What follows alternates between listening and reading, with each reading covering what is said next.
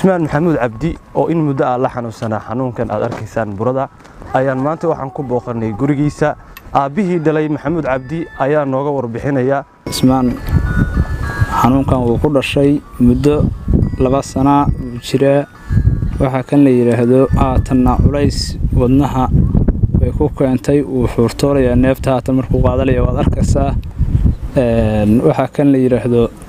sida weeyaan ninkaas waxa tan tabar iyo awood aanu hayay oo haatan dhakhtar ku geeyana ma lahayn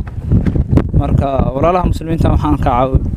rabaa inay iga caawiyaan ninkaas yarka oo miskiinka inay ila soo caawiyaan baan doonayaa. waad u jeedaan wiilkan yarka waxa laga hayaa wadnaha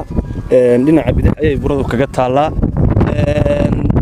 neeftiisa marka uu qaadanayo waxa dareemaysaan in codkiisa soo laablaabanayo sidoo kale wuxuu sheegay abiis in uu la xanuunsanaa xanuunkan muddo 2 sano marban dhakhtar geeyay dhakhtar wadanka kalkaciyaan geeyay waxba kama qaban karnay yiraahdeen marka ninkan xaaladiisu walaalayaal waa sidaas.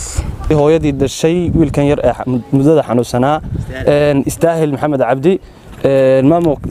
cunug yar loo hayaa cunuga yar maalin buu dhashay 6 saac habeenkii waagu markuu bariyay aduu barqadii baan waxaan ku arkay waxaan buruqda meesha uga taal waa iska amaarad baan lahayn ma kordhayso ka bacdi wuu batay waa weynaatay intaasay tagtay xurto iyo culays intaba way ku haysaa iyadoo ilmihiisii miiranayso oo adeerkiisa inuu sii socdo hal mar baan dhakhtarkan geynina waxba hadda anagu kama qaban karno waxba ka garan maynayna dhaheen awoodaan meel kale ugu qaadno dhaqaatiir kala xariirinana ma aanan helin walaalayaga muslimiinta waxaan ka codsanaynaa ilmaha yarka xanuunsan awoodna aanu haynay naga caawiyaan tabartooda.